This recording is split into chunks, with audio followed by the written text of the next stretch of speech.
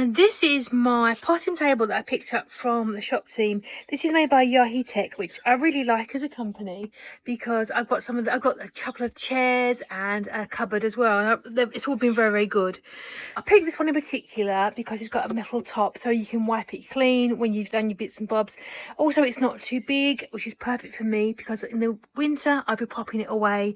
Although you can leave it outside because the team have very cleverly put rubber feet on the bottoms, so if you do leave it out over winter, if it's going to get wet, it's not going to cause a problem. You've got your shelves there, which you've got the slats, so anything will fall through.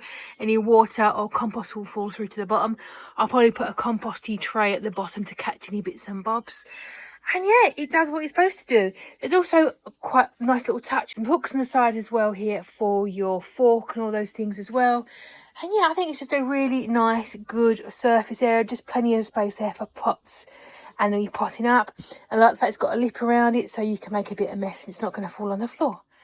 So overall, I think this is a really nice little, convenient little potting table. It's going to do exactly what I want it to do, and it's going to be nice to put away and tuck away when I'm finished.